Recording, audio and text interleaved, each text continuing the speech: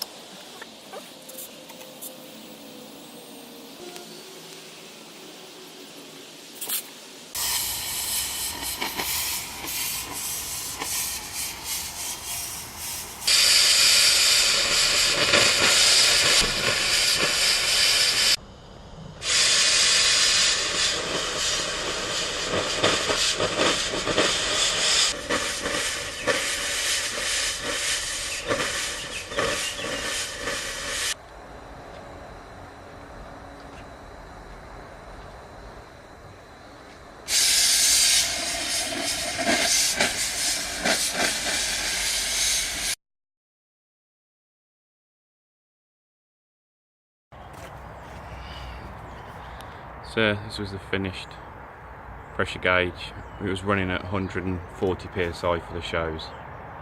It's now just got a tiny little bit left in it. Trigger that operates it. Just come down there.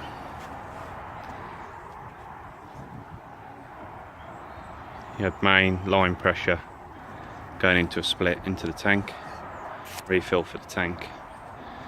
Then it used to tee here down to simply a dispersion pipes that just used to stir the bicarb up that used to come out the end. On this one here, we had the switch which brought on the lights. No cables for that. Tried to keep as much on show as we could because that's how they wanted it. They wanted it to look like an amateur style creation of a rocket pack. I don't have any footage of it in the show because I don't have permission to show you, but it did work very well.